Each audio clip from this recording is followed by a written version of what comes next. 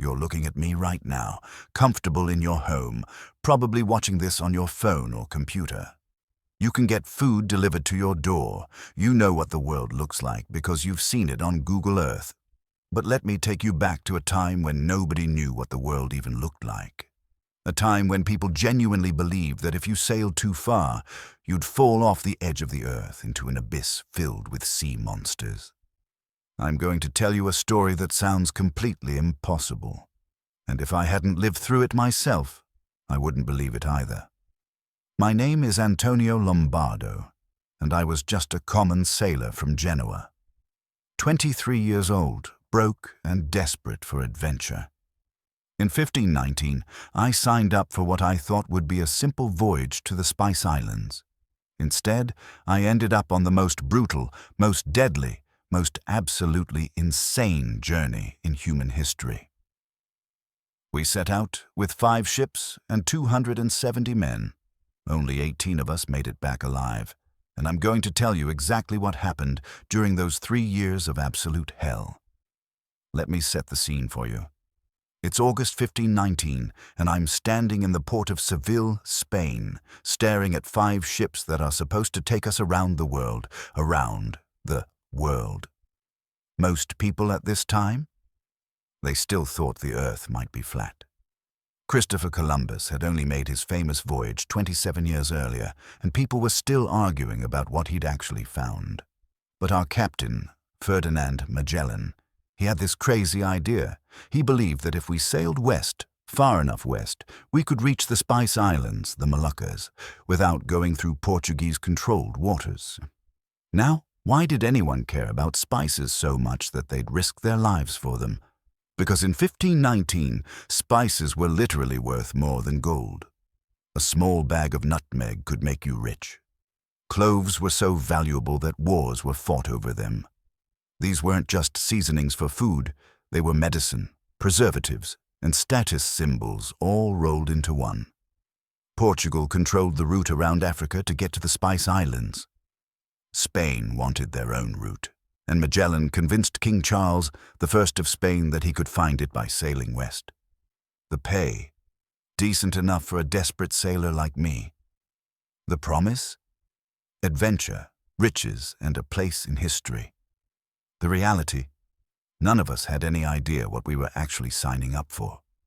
I remember the first time I saw our flagship, the Trinidad. She was a carrack, about 100 tons, with 3 masts and a crew of 55 men. Not huge by today's standards, but decent for the time. Our fleet consisted of 5 ships total: the Trinidad, the San Antonio, the Concepcion, the Victoria, and the Santiago. Looking at them lined up in that harbor, with their flags flapping in the wind, they looked almost majestic. They looked ready to conquer the world. What a joke that turned out to be. Here's something they don't tell you in the history books. Our crew was an absolute disaster waiting to happen. Magellan himself was Portuguese, sailing under the Spanish flag because Portugal had rejected his plan. This already created tension. The Spanish captains under him, they absolutely hated taking orders from a Portuguese man. National pride is a hell of a drug, let me tell you. We had Spaniards, Portuguese, Italians like me, Greeks, French, Flemish, Germans, Africans, and even a few Malays who Magellan had brought from his previous voyages. Over 40 different nationalities on 5 small ships. Try to imagine nearly 300 men from 40 different countries, speaking different languages, with different customs, all crammed together on ships where you could barely turn around without bumping into someone. And then add the fact that most of us didn't trust each other. The Spanish captains, Juan de Cartagena, Gaspar de Quesada, and Luis de Mendoza, they thought Magellan was going to get them all killed.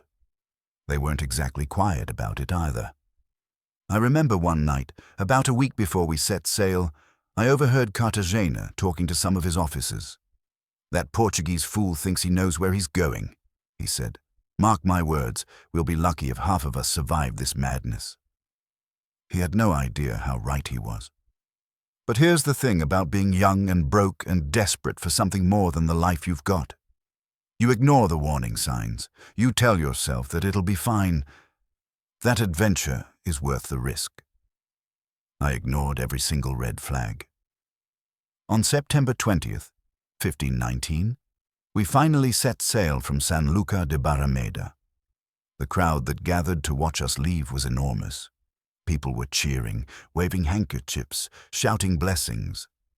Priests blessed our ships. Women threw flowers into the water. It was glorious. It was exciting. It was the last time most of us would ever see civilization. The first leg of our journey was actually not terrible, which should have been a warning sign, honestly. We sailed down the coast of Africa, stopped at the Canary Islands for supplies, then headed southwest across the Atlantic toward Brazil. The Atlantic crossing took about 2 months, and for the most part, it was just boring. Day after day of nothing but water in every direction, the sun beating down on the deck, the constant creaking of the ship, the smell of unwashed men living in close quarters. You know what nobody tells you about being a sailor in 1519? The food is absolutely disgusting. Our diet consisted mainly of hardtack, these rock-hard biscuits that you had to soak in water or wine just to make them soft enough to chew. Ship's biscuit, we called it, though biscuit makes it sound way more appetable than it was. We also had salted beef and pork, which was fine when it was fresh, but as the weeks went on, it started to smell worse and worse. Dried fish, beans, cheese that went moldy within weeks, and the water. Oh God, the water. The fresh water we brought in barrels would start to turn green and slimy after a few weeks at sea. We'd have to strain it through cloth just to get the chunks out. Mix it with wine if we had any, just to kill the taste. But in those first few weeks, supplies were still relatively fresh. Morale was high. The weather was good. I actually thought to myself, maybe this won't be so bad after all. We reached the coast of Brazil in late November. The sight of land after weeks at sea. You can't imagine the relief. We dropped anchor near what's now Rio de Janeiro, and for the first time since leaving Spain, we got to stretch our legs on solid ground. The indigenous people there were curious about us, and we traded with them for fresh food and water. They gave us fruits I'd never seen before, fish that actually tasted fresh, and game meat. For a brief, beautiful moment, the voyage felt like an adventure again. Magellan decided we'd stay for about 2 weeks to repair the ships and restock supplies. Those were probably the best 2 weeks of the entire voyage. We swam in the clear water. We ate fresh food. We didn't have to sleep in a cramped, stinking ship's hold for a while. But of course, it couldn't last. On December 13th, we set sail again, heading south along the Brazilian coast. Magellan was searching for the strait, the passage that would take us through to the other side of the continent. The only problem? Nobody actually knew if such a passage existed. As we sailed south, the weather started getting worse. See, we were heading toward the southern hemisphere's summer, but we were also moving into rougher waters. The waves got bigger, the storms got more frequent, and Magellan kept pushing us further and further south, investigating every inlet, every bay, every possible opening that might lead through the continent. Every single one. Do you know how frustrating it is to sail into a promising-looking bay, spend days exploring it, only to discover it's a dead end? And then do that again, and again, and again. I lost count of how many false leads we followed. January passed, then February. The weather kept getting colder as we moved further south. We were moving into autumn in the southern hemisphere now, and the seas were getting increasingly hostile. The Spanish captains were getting more and more vocal about turning back. I'd hear them arguing with Magellan on the deck. "We've sailed further south than any expedition before," Cartagena would say. "There's nothing here but ice and death. We need to turn back while we still can." But Magellan was absolutely obsessed. He was convinced the passage existed, and he wasn't going to stop until he found it. On March 31st, 1520, we reached a bay that Magellan named Puerto San Julián. The weather was getting seriously bad now. Winter was coming to the southern hemisphere, and we were at about 49 degrees south latitude, further south than most European sailors had ever been. Magellan made a decision that probably saved our lives, even though we hated him for it at the time. He announced we would winter there. We'd wait out the worst of the winter, then continue the search in the spring. We were going to be stuck in this freezing, desolate bay for 5 months. The crew absolutely lost their minds. Here's where things get really dark. We'd been sailing for over 6 months. Our supplies were running low. We were freezing. We were exhausted. And now Magellan was telling us we had to sit in this godforsaken bay for 5 months, eating reduced rations, just so he could continue his insane quest for a passage that might not even exist. To make matters worse, Magellan decided to cut our rations. Half rations for everyone. Can you imagine? You're already hungry, already cold, already miserable, and now you're being told you'll be eating even less than before. The night after Magellan announced the reduced rations, I could feel the mood shift on the Trinidad. Men were whispering in corners. Secret meetings were happening.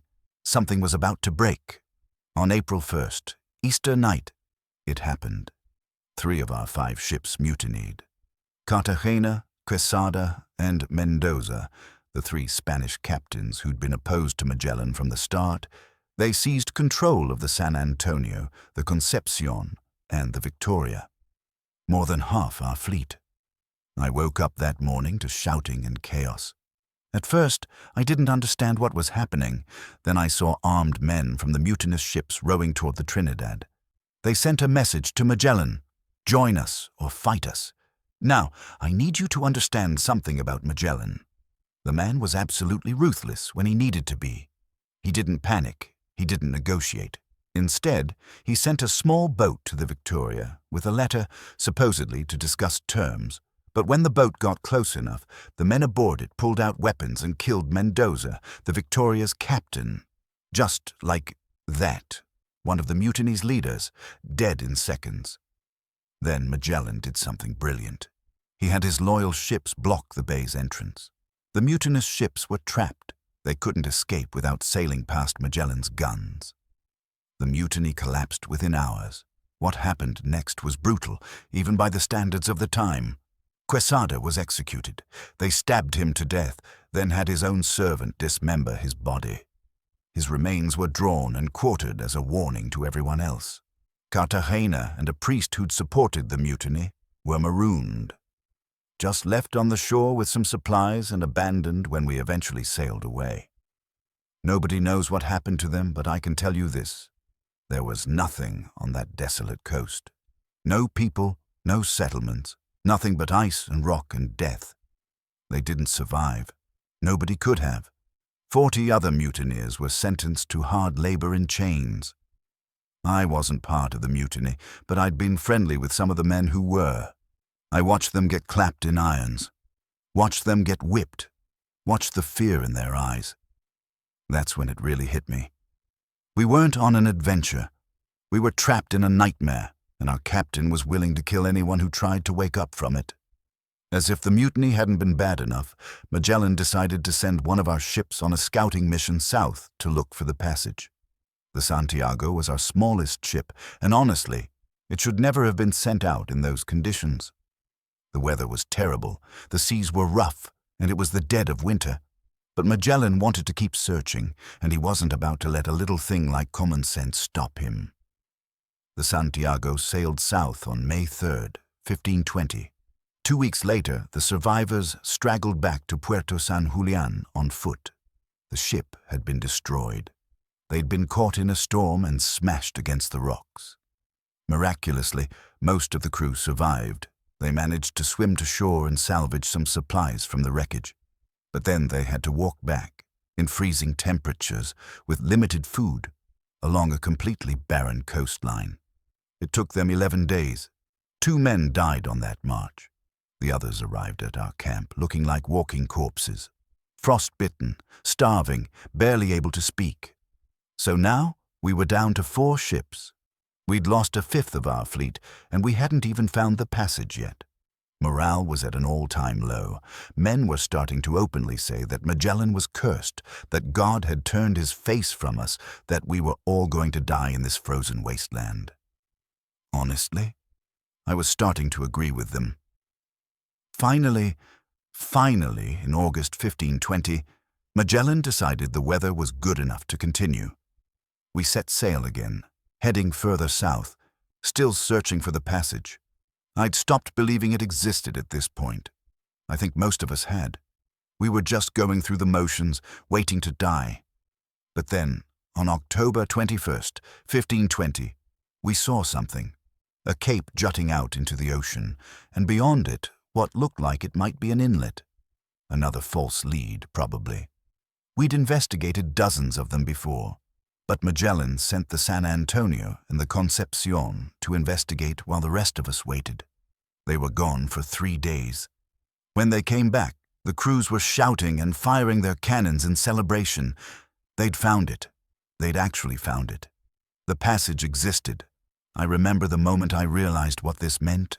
We were actually going to do it. We were actually going to sail through to the other side of the world. The strait, which we later named the Strait of Magellan, obviously, was unlike anything I'd ever seen. Towering cliffs on both sides, the water dark and deep, strong currents pulling us through. At night, we could see fires burning on the southern shore. The indigenous people there kept fires going constantly, so Magellan named the land Tierra del Fuego, Land of Fire. I stood on the deck one night, watching those distant fires flickering in the darkness, and I wondered what those people thought of us. Did they know what we were trying to do? Did they care? The passage through the strait took 38 days. 38 days of navigating narrow channels, avoiding rocks and shoals, dealing with unpredictable currents and winds. It was terrifying and exhilarating at the same time. But we were losing men. Not to death exactly, to desertion. See, the San Antonio, our largest ship, was carrying most of our supplies, and her captain had been involved in the original mutiny back at San Julián. On November 20th, the San Antonio just disappeared. We searched for them for a few days, but they were gone. They'd turned around and sailed back to Spain, taking most of our food and supplies with them. We were down to 3 ships now, and we'd just lost most of our provisions. But on November 28th, 1520, we finally emerged from the strait into open ocean. Magellan stood on the deck of the Trinidad, tears running down his face, and named this new ocean Mar Pacifico, the Pacific Ocean, because it seemed so calm compared to the Atlantic storms we'd endured. The Pacific Ocean? We'd done it. We'd found the passage. We were on the other side of the world. If only we'd known what was waiting for us. Magellan estimated it would take us about a week to cross the Pacific to the Spice Islands. 1 week. It took us 3 months and 20 days. Let me repeat that. 3 months and 20 days. We crossed the largest ocean on Earth, which nobody in Europe even knew existed, with no accurate maps, no idea where we were going, and rapidly diminishing supplies. The first few weeks weren't so bad. The weather was good. That's why Magellan called it the Pacific, after all. The ocean was relatively calm, but we weren't finding any land. Week after week, nothing but water in every direction. Our food supplies started running out in early December. By January, we were on starvation rations. You want to know what it's like to truly starve? Your body starts eating itself. You feel weak all the time. You can't think straight. Your stomach hurts constantly, this gnawing, burning pain that never goes away. We ran out of fresh food first, then the salted meat, then the beans and rice. By February, we were eating the leather from the rigging. I'm not joking. We would cut strips of leather from the ropes and yards, soak them in seawater for days to soften them up, then roast them over fire and eat them. They tasted like charred wood and salt, but they filled your stomach. Sort of. We ate sawdust. We caught rats and sold them to each other. A rat could fetch half a ducat, which was a fortune. I traded my spare shirt for a rat once. Best meal I had in months. We ate the ship's biscuit, which by now was more worms than biscuit.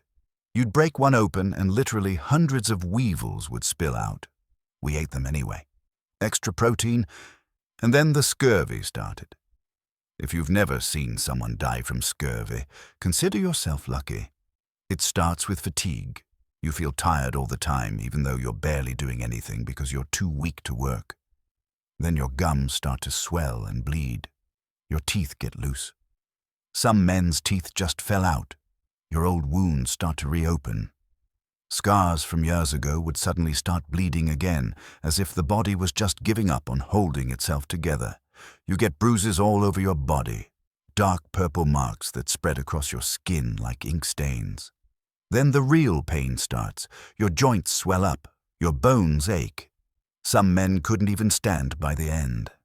And then you die, usually from bleeding, either internal or from your gums, or from infection, or from just shutting down. The first man died in late January. By mid-February, we were losing 1 or 2 men a week. By March, it was 1 or 2 a day. We ran out of space to bury them at sea. The chaplain stopped saying full funeral rites. There just wasn't time. We'd wrap them in whatever cloth we had, say a quick prayer, and tip them over the side. I watched men I'd sailed with for over a year just waste away to nothing. Strong men, young men, men who'd survived the mutiny and the wreck of the Santiago and the passage through the strait. Dead because we didn't have any fresh fruit or vegetables. That's the thing that made it so horrible. We knew what would cure it. Fresh food. Citrus especially. But we were in the middle of the Pacific Ocean and there was nothing. I got scurvy too. Not as bad as some, but bad enough. My gums bled when I ate. I had bruises up and down my arms. I was so weak that climbing the rigging, something I could do easily when we started, was nearly impossible. I genuinely thought I was going to die. We all did. On March 6th, 1521, someone spotted land. The shout went up, and men came stumbling out of the holds, crying, laughing, praying. We'd been at sea for 99 days, 99 days of open ocean. We'd survived. The islands were beautiful, green and lush, with palm trees and clear water and, most importantly, food. We dropped anchor, and before Magellan could even give orders, men were diving into the water and swimming to shore. The indigenous people there were the Chamorro people. They came out to meet us in their canoes, curious about these strange pale men on their giant ships. And then they started taking our stuff. They'd paddle up to the ships, climb aboard while we were distracted, and just take things. Tools, rope, anything that wasn't nailed down. And some things that were nailed down, they'd pry them loose first. They even stole one of our small boats right off the back of the Trinidad. Now, from their perspective, this probably made perfect sense. Their culture had different concepts of property and ownership. They might have thought we were trading or sharing, but we were half-starved, desperate men who'd been at sea for 3 months, and we were in no mood to have our precious supplies stolen. Magellan called them the Islands of Thieves, Islas de los Ladrones. What happened next wasn't pretty. Magellan took a group of armed men ashore and burned down several of the Chamorro villages. They killed several people. They took the boat back by force and seized supplies, food, water, whatever we could carry. It was brutal. It was probably necessary for our survival. It was also completely unjust to people who hadn't done anything to deserve it except defend their property from foreign invaders. But we got food. Fresh fruit, fresh water, vegetables, fish. Within days, men who'd been on death's door were recovering. The scurvy started to reverse. The transformation was incredible, like watching corpses come back to life. We stayed for 3 days, just long enough to resupply, and then we left. Magellan had tasted success, and he wanted more. After about another week of sailing, we reached another group of islands. The Philippines, though they weren't called that yet. Here, finally, things seemed to be going our way. The people were friendly. We could communicate with them because Magellan's slave and interpreter, Enrique, spoke a similar language. He was originally from this region. We traded with them. They gave us food, showed us hospitality, seemed genuinely interested in these strange foreigners. Magellan was thrilled.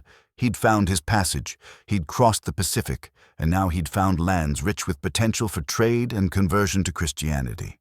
See, Magellan wasn't just doing this for spices and glory. He was intensely religious and saw this voyage as a mission to spread Christianity to the far reaches of the world. He started converting the local chiefs to Christianity. Some of them seemed genuinely interested. Others probably just went along with it to keep this powerful stranger happy. We spent several weeks in the Philippines, moving from island to island, always welcomed, always treated well. I actually started to relax a little. We'd made it. We'd survived the Pacific. Now we just needed to load up on spices and find our way home. What could go wrong at this point? On April 27th, 1521, Magellan got himself killed in the dumbest way possible. I wasn't there when it happened. I was back on the ships. But I heard the story from the survivors. See, one of the local chiefs, Datu Lapu-Lapu of Mactan Island, refused to convert to Christianity and refused to accept Spanish authority. This bothered Magellan immensely. So he decided to teach this chief a lesson. Magellan took about 60 men, barely armed, way overconfident, and waded ashore at Mactan to attack the village. They were met by over 1,000 warriors. The battle was a massacre.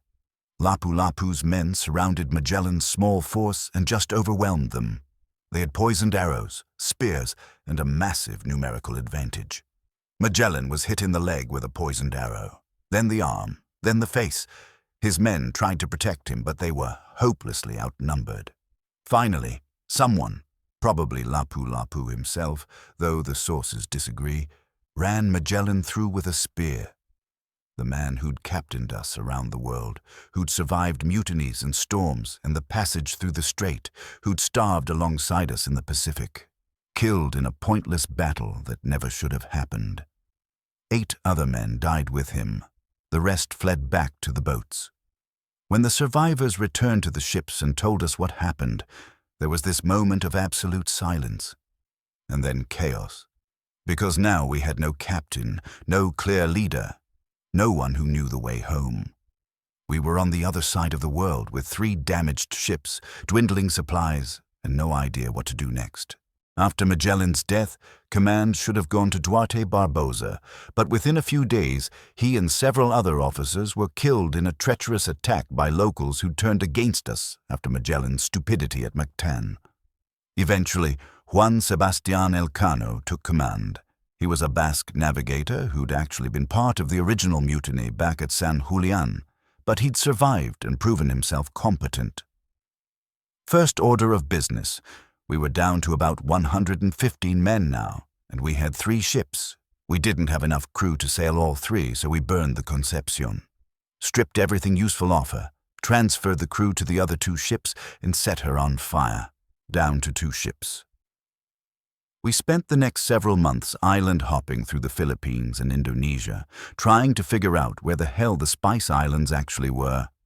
Finally, in November 1521, we reached the Moluccas, the Spice Islands themselves, the whole reason for this voyage. And you know what? They were exactly as advertised. Cloves, nutmeg, mace, spices grew wild there. We could literally pick them off trees. We loaded the Trinidad and the Victoria with as many spices as they could carry. Tons of the stuff. If we made it home, we'd all be rich. But the Trinidad started leaking. She needed serious repairs, and we couldn't do them there. So we made a decision. The Victoria would head west, around Africa, back to Spain. The Trinidad would stay for repairs, then head east, back across the Pacific. The crew split up. I chose the Victoria, best decision I ever made. The Trinidad never made it home. She was captured by the Portuguese, and most of her crew died in captivity or on the voyage. Only 4 of them ever saw Spain again, but I didn't know that when we said our goodbyes. I just knew I wanted to get home. We left the Moluccas on December 21st, 1521, with 60 men and a ship loaded down with spices. Our plan was to sail west across the Indian Ocean, around the southern tip of Africa, and up the Atlantic to Spain. Simple, right? Except we had to avoid Portuguese ships and ports. Portugal claimed monopoly on this route, and if they caught us, they'd seize our cargo and probably throw us in prison. So we couldn't stop for supplies in most places. The Indian Ocean crossing was rough, not as bad as the Pacific. Nothing could be as bad as the Pacific, but bad enough. Men kept dying, scurvy again, starvation again, disease. We finally reached the Cape of Good Hope in May, 1522. The storm we hit there was biblical. Waves like mountains, wind that screamed like demons. We thought the ship would break apart, but we made it through. We limped up the African coast, desperately needing supplies, but terrified of Portuguese patrols. Finally, in July, we had to stop at Cape Verde Islands, Portuguese territory. We sent a boat ashore to buy food, pretending we'd gotten separated from our fleet in the Atlantic and were just heading home. The Portuguese believed it at first, and we got food and water. But then they got suspicious and detained our men. We had to leave 13 crew members behind and flee before the Portuguese could capture the entire ship. By the time we approached Spain, there were only 18 of us left. 18 out of 270 who'd started the journey. On September 6th, 1522, we sailed into San Luca de Barrameda, the same port we'd left nearly 3 years earlier. I stood on the deck of the Victoria, looking at the crowds gathering on the shore, and I couldn't believe we'd actually made it. We'd sailed around the entire world. We were the first humans in history to do it. The welcome we got was surreal. People were cheering, crying, praying. Church bells were ringing. Priests came out to bless us. But I remember looking at the faces in the crowd and seeing the question in their eyes. Where are the others? 270 men had left. 18 came back. 4 ships were lost. Hundreds of men dead from starvation, disease, combat, shipwreck, and execution. And for what? Well, here's the thing. The spices we brought back were worth a fortune, enough to pay for the entire expedition and still make a profit. In pure financial terms, the voyage was a success. King Charles was thrilled. He showered us survivors with money and honors. But money couldn't bring back the men we'd lost. It couldn't erase the memories of watching friends starve to death. It couldn't make me forget the taste of leather and sawdust and worm-filled biscuits. The voyage proved that the earth was round. It proved that the oceans were connected. It gave Europe a much better understanding of the world's true size. It changed everything. But I look back on those 3 years, and mostly I just remember being hungry and scared and watching good men die for no good reason. So, what did I take away from all of this? First, humans are capable of incredible things when they're desperate or determined enough. We survived conditions that should have killed us all. We kept going when any sane person would have given up. Second, exploration has a cost. We talk about the age of discovery like it was this glorious time of adventure and progress. And it was. For the people who stayed safely at home. For the people who actually did the discovering, it was hell. Third, the world is much bigger and much stranger than anyone sitting comfortably at home can possibly imagine. I saw things on that voyage that I still can't fully explain. I met people whose existence Europeans didn't even know about. I sailed through places that weren't on any map. The world is vast and full of wonders, but it's also full of suffering and cruelty and casual violence. We treated the people we encountered terribly. We burned villages. We took slaves. We killed people who were just defending their homes from foreign invaders. And we did it all in the name of God and Spain and profit. After we returned, I tried to go back to normal life. I couldn't. How do you go back to being a regular person after you've sailed around the world, after you've survived the impossible? I'd wake up in the middle of the night, back in my comfortable bed, and for a moment I'd think I was still on the Victoria.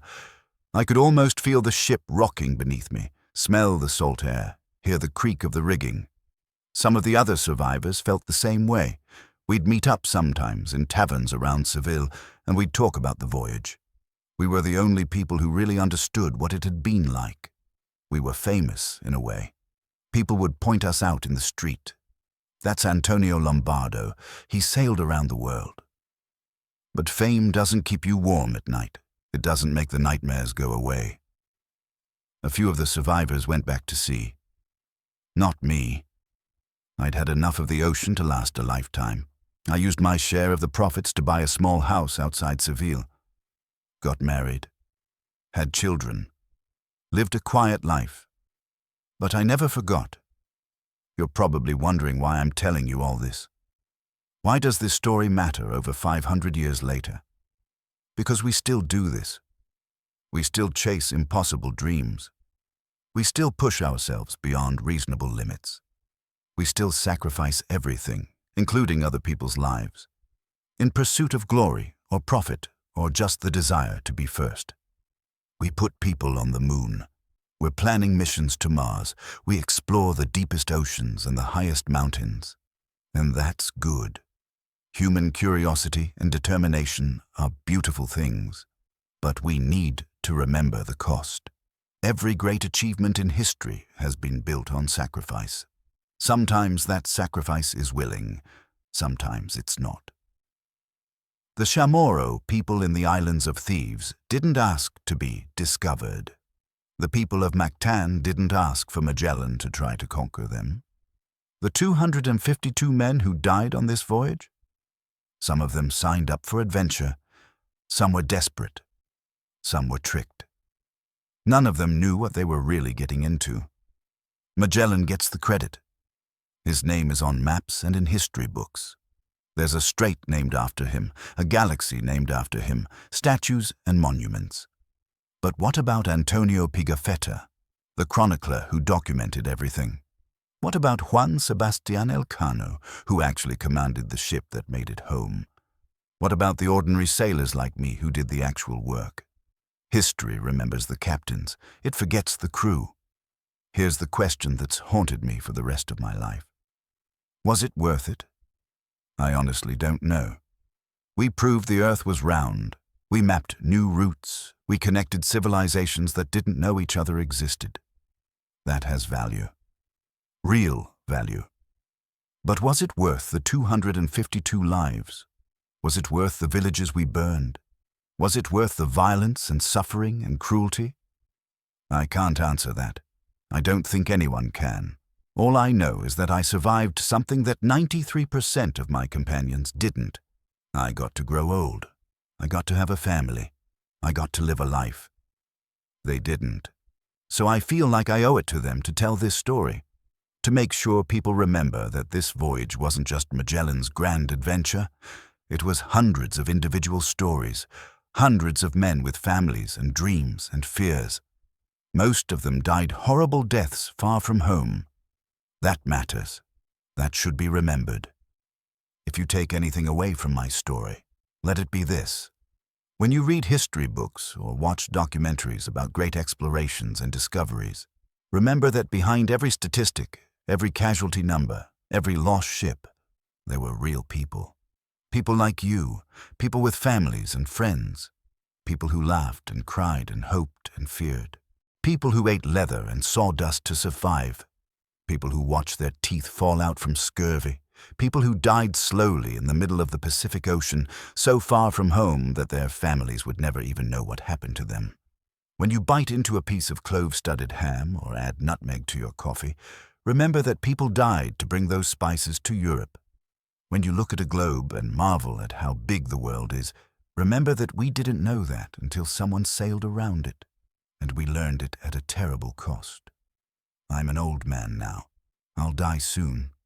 But before I do, I wanted to make sure someone wrote this down. I wanted to make sure the story got told properly, not the sanitized version where brave explorers discover new lands and everyone celebrates.